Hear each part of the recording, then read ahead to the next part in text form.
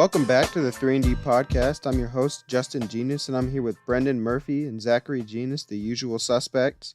And on this episode of the 3&D podcast, we want to discuss the role of the big man and how it's evolved in this era of the league. As you know, big men have been so important to the league historically, but in the role that they've served has changed significantly, even over the past 5 or 6 years, let alone since the beginning of the 2000s. But before we get into that, I just wanted to take a moment to acknowledge Manu Ginobili's retirement this past week. Obviously, Hall of Famer, four-time champion, 4 or 5, 4 I think, and he's one of the best international players to ever play the game. Do you guys have any special moments or anything in particular you're going to remember about Ginobili's career? Well, aside from his bald spot, one thing I'll remember about Manu is just watching him play against the Heat in the finals and just watching the life he brought to the team. He was kind of like the heart of the team. Obviously, he wasn't better than or more valuable to the team than Tim Duncan in terms of his skill level and production. The production, the consistency, but he was an all-around great player. He's a great ambassador for Argentina, for the sport of basketball in Europe. And I just think he's had an impressive impact especially for someone coming from overseas like he did. To me, Ginobili's most impactful area was his elusiveness. A lot of European players bring something new to the table, like Dirk brought this unstoppable shot, jump shot from a big man we'd never seen before. And Ginobili brought this elusiveness, a creative way to score, creative way to pass, creative way to play, even defense, without necessarily being the best at any one thing, like we see now, like with Curry being the best shooters and whatnot. And I think it was all about efficiency. His whole game was based on being efficient. And he even invented a move like the Euro step, which is now a staple of modern-day NBA players and has become it's just a great move. Yeah, it's something so commonly used, and it's hard to think that it's not often that you think of the fact that he sort of grandfathered that into the league. Before Ginobili did it, people would have said you were traveling if you tried to do a Euro step.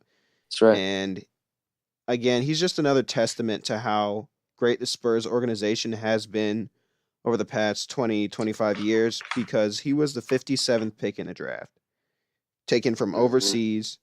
The Spurs always managed to find hidden gems like that, and I think it's kind of sad. He was the last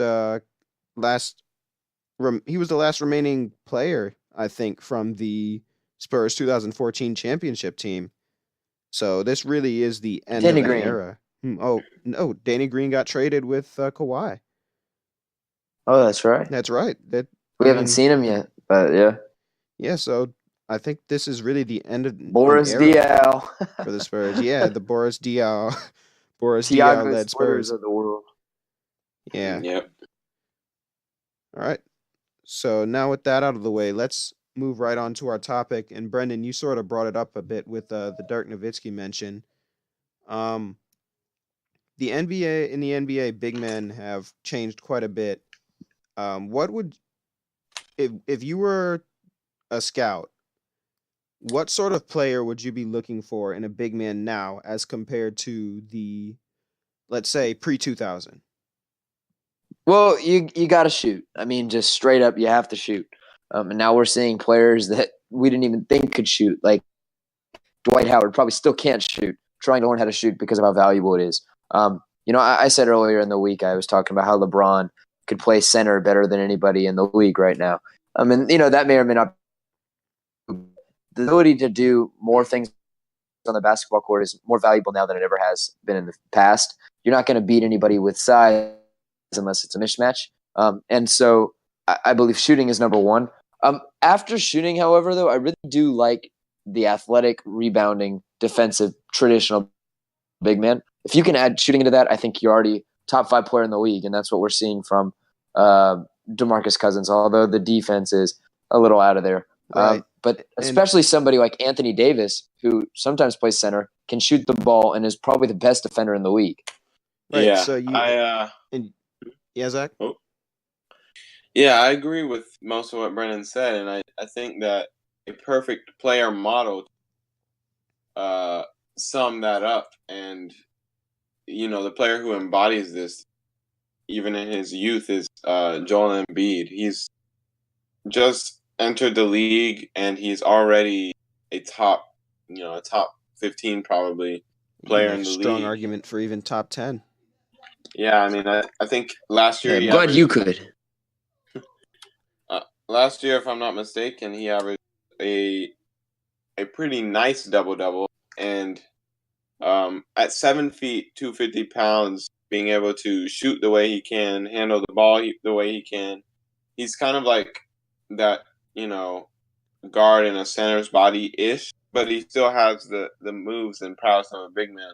And on the defensive end, he is even better. Yes, he's actually a much better defensive player than offensive. Yes, but that doesn't stop him from averaging, 20 something points a game and 11 boards. So I think Embiid is the future. The centers like him in the future. So the one interesting thing that Embiid has that is pretty uncommon now for a big man, though, is that he's a very effective post scorer. I think he could definitely be a lot more efficient in the face-up game, but he has this level of footwork that's not common and not very often used. Do you think there's a role for big men who are primarily back to the basket, slower, work down low type players? Because we've seen the one guy that comes to mind, and I think it's a scary thought for most GMs and players and coaches now, is Jahlil Okafor. I'm a Duke fan, and I remember watching his tapes in high school, and I figured he's the number one recruit, so he has to be good. But when I watched him, I was never wowed by the athleticism. To answer that question, those players do have a role. But unfortunately, nowadays, they're seeing that role be a six-man role. Guys like Enes Kanter and Nikola Vucevic are soon to be coming off the bench as a six-man to provide quick offense interiorly from the interior and minimal defense against lower competition. That's unfortunately the new role of the big man. If you're not able to shoot the ball and spread the floor offensively, you get moved to the second unit. Now, there's still a lot of value to be had there. With Enes Kanter, I really think he's one of the better centers in the league, and he's even starting right now on a poor New York Knicks team. But regardless, he really is truly a six-man now, and his post game is very effective, and he could easily put up 20 a game. Unfortunately, the liability on defense and the lack of versatility on offense really limits players like that. So, Zach, that's a good point, Brendan. Zach, do you think that it is possible for a player with that back to the basket style to be a centerpiece anymore? Or are those days over? I don't think you're going to see it. Well, I think it's possible, but I do not think we're going to see it. I think, like you said, I think those days are over. And this is why. Growing up now in basketball, you don't see coaches teaching players that they know that the way the league is moving,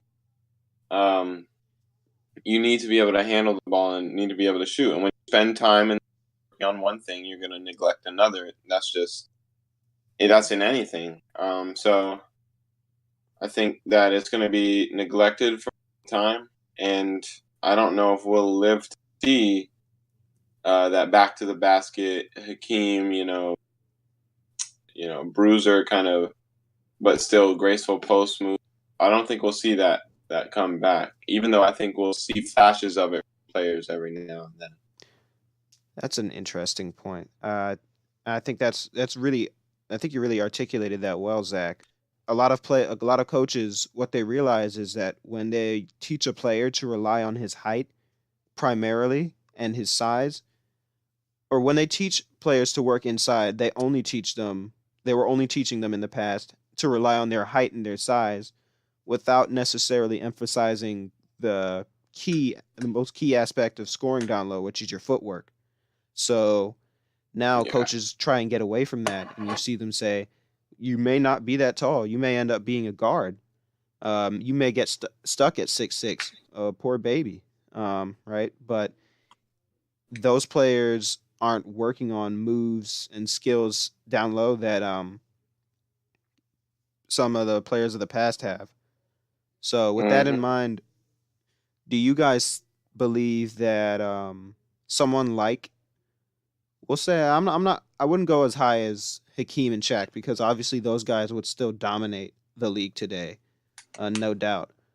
Though I guess it would be worth asking, would someone like Hakeem and Shaq be able to be the centerpiece of a team now? Because when it comes down to it, two is less than three. And with the team playing teams like the Rockets and Warriors, you'd have to worry about just keeping up. Do you guys feel that it'd be possible to keep up running your offense through someone who's scoring 2-pointers half the time instead of someone who's making 3-pointers 40% of the time? Well, you just have to compensate on defense. I mean, that's what it comes down to. The fact that the Warriors do so well is because nobody can guard them. A lot of teams try to outshoot them one for one, and that just can't happen because you don't have the shooters for it. You just have to match up defensively effectively, and have one guy that beats them in one other area. The one thing that the Warriors have lacked is an interior defensive presence. Truly, I mean, JaVale McGee was a good defensive player, but never truly realized his full potential there. If you were able to, also just want to point out, don't knock on Draymond Green either, but his value is not just his he can't interior guard presence. centers. Yeah, he really can't guard centers. His value is versatility more so than being the best perimeter defender or the best interior defender. But go on. And my thing is that if the Warriors could be matched up with on every position defensively, and you had one low post scoring option that was your star player, I think you would be able to beat them. But the chances of that happening are just too low, because simply having 1 2-point option means that you can close the floor and not have to worry about guarding 3 pointers, and it really limits the other team's defensive effort, which means they can put more effort in offensively. Nowadays, you just have to be able to shoot the ball effectively in large quantities to do well, and the problem is nobody does it better than the Warriors, and that's why they're just so good. Yeah, that's right. I did think, just talking about the way the offense works through the post, made me think of Nikola Yo Kitch. Now, obviously, Yo Kitch is definitely a top 5 center. You could probably make an argument, pretty strong argument for top 3, depending on whether DeMarcus Cousins is healthy or not.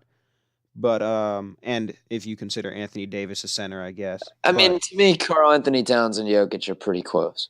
So, I mean, it's tough to say there.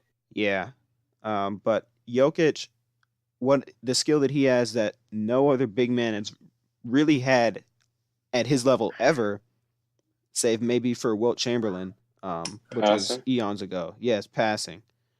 And I think that if teams start to, and the Nuggets are really working on trying to make this normal, if teams start to operate by using a big man with passing skills, and passing vision, where they run their offense through the ability of the big man to make passes and plays that no other player could, I think that would be the fastest way to sort of start getting us back towards this big man dominant league. I don't think it's going to happen often because, like I said, Jokic is one of a kind sort of player, once in a generation sort of passer.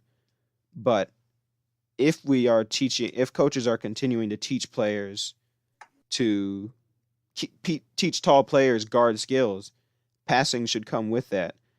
Zach, do you think it's possible to, as far as passing goes, do you think that the standard will be big men are as good at passing the basketball as your point guard? Every player is a playmaker.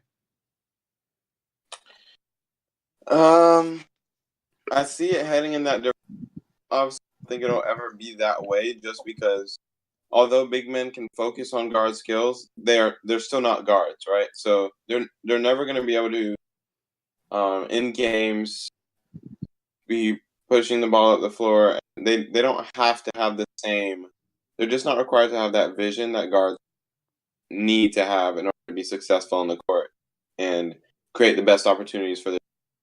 With that said, centers more and more now are able to facilitate and share the ball, which is why it's not strange to think that a player as smart and with the vision that LeBron has could play center and do it just as to already at the position.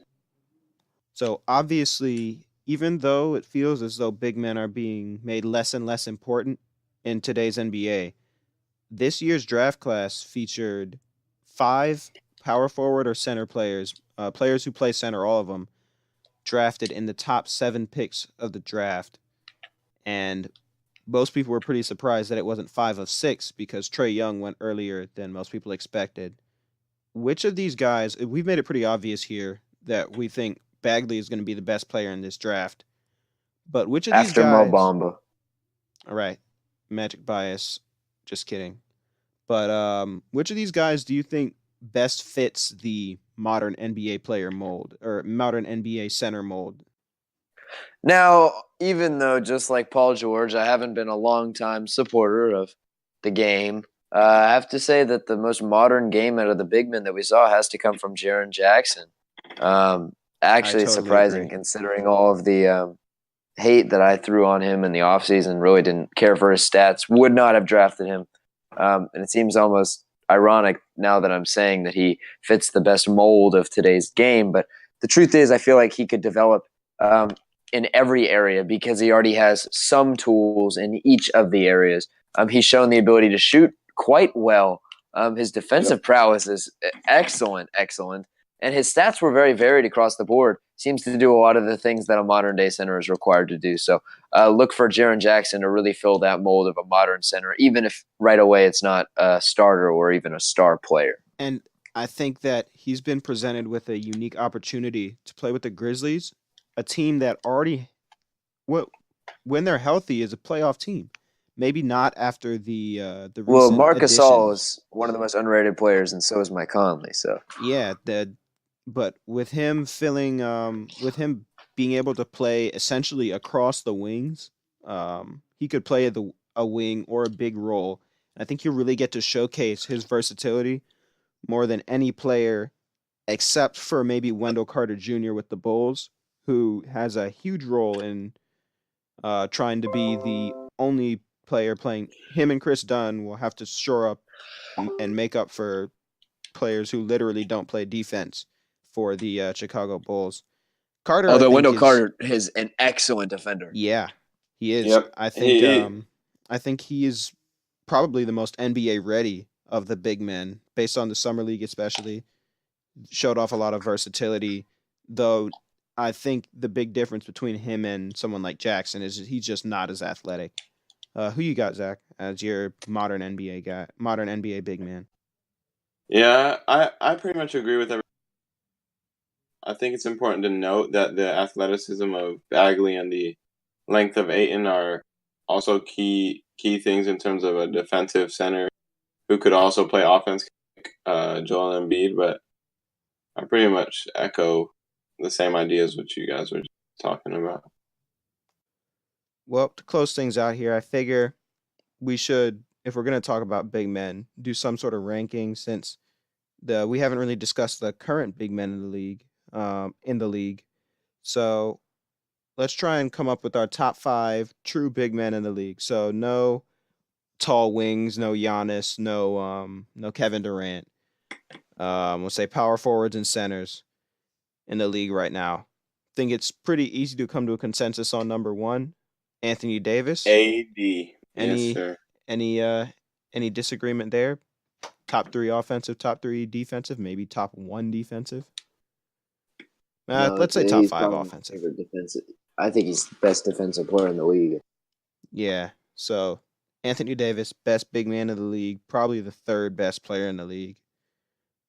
Behind who? No, 4th. I mean, you can't say about Kawhi yet. So. Well, yeah, but at the moment, we give him 3rd behind LeBron and Durant. Most people would. Zach might put Steph above him, right? Yes, sir. Yes, you would. You're wrong though. So who would you guys go with after that? Yeah, I think Cousins is a good second place for top big man. Prior to the season, we were saying that, or a lot of people, I shouldn't say we, a lot of people were saying that Cousins was the better of the pair in New Orleans. So, obviously, I think we've agreed that Davis has proven that he's So, yeah, I'd say number 2. I think that I definitely I think I'd go with Cousins at number 2 too as well if he were healthy, but I think Embiid has made a pretty strong case because of just how much better he is defensively than Cousins. That he could be your second best big man even if Cousins is healthy. Obviously Cousins has an offensive repertoire that's unmatched, totally unmatched.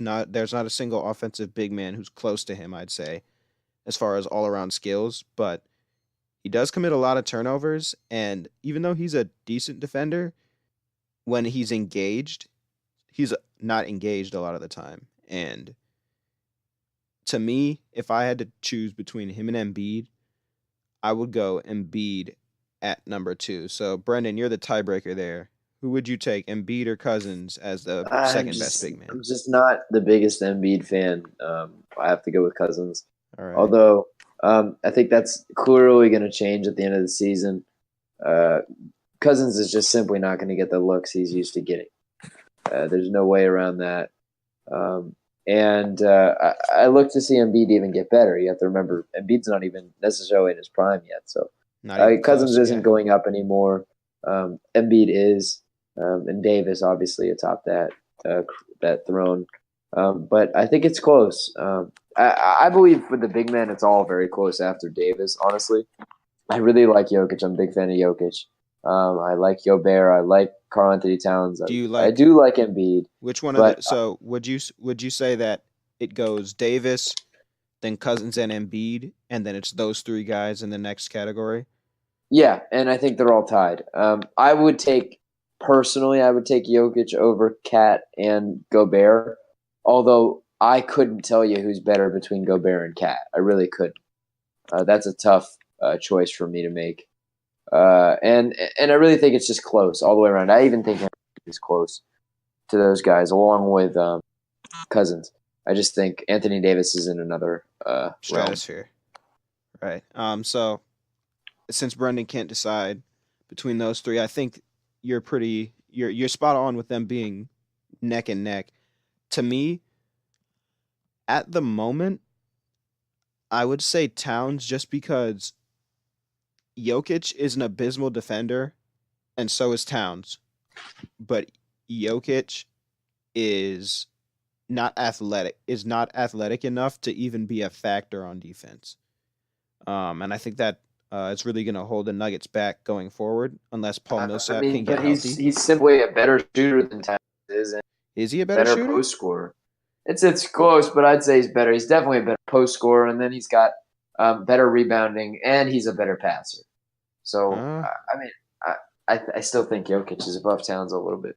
Okay, so and Gobert, top 5 defensive player. Sometimes Gobert's tough to me. Honestly, Gobert's probably one of my most hard players to rank. Just want to say this is that with a lot of players in the league, if they do defense, we rate them as like role players or maybe even starter players. But with offense, when you have pure offense, we rate them as superstars like James Harden.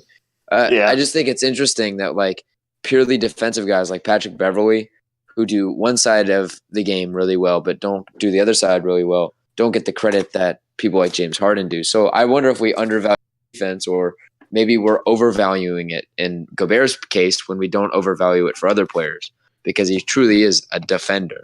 So I don't know. I mean, either underrated or overrated. I think what it comes down to is the fact that, for one, defense is you can play essentially perfect defense, and in the league today, players will still score. Players like Kyrie Irving, I think, is the best example, or Kevin Durant is No. the best example of a guy. Curry is the best example. Yeah, even Curry, or Curry as well. They make players who are elite defenders. They don't even make them look foolish sometimes, but they're the type. There are a lot of guys who make you just throw up your hands and say, "That stuff's gonna happen." Players are great, so I think that's or the reason. that Steph's gonna happen. Shut up. That I think that I think that The hometown that's the bias. reason Gobert falls just a little behind Cat and Jokic, who maybe are interchangeable in that 4 and 5 spot. Although I will say, for fantasy, pick him up. He won me a league. Or pick up any other tall big man. Even Dwight Howard. Dwight Howard or DeAndre Jordan or Clint Capella, right? Jokic got me. With those names in mind, honorable mention.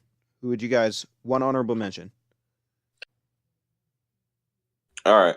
In my opinion, it's my honorable mention is DeAndre. What am I saying? Andre Drummond. Although he did underperform last season, in my opinion. To me, I don't think I kind of want to I want to say an honorable mention, not because I actually think he's the 7th best big man of the league, but I do think Steven Adams doesn't get the credit he deserves. The guy averaged 5.5 offensive rebounds, which is just insane. So, honorable mention going out to Steven Adams as one of the best big men in the league. Brendan? To kind of go along with your point, Justin, I'd probably say Andre Drummond too, just because of the success that team at least had in the first half of the season last year. But my honorable mention actually is going to be to Dwight Howard. Obviously he's not the player he was, but I have to say I was very impressed with his performances last season. He really averaged a consistent 15 and 10, and that was helpful for that team. Although they weren't very good, it was very helpful. And it's really good to see Dwight Howard putting back some effort into basketball. And frankly, I don't understand how he couldn't find a home, even at that price. Well, that's all for this episode. Thank you so much for listening to our discussion of big men. And let us know what you think will be the role of big men going forward down in the comments and on our social media. Also, if you have a different list for your top 5, top 10 big men, let us know about that too. It's great to have discussions going and try and get this community growing. And I think that'll help make this much even more fun. We're really enjoying ourselves, and thank you so much for listening and giving us feedback. That said, we're going to sign off.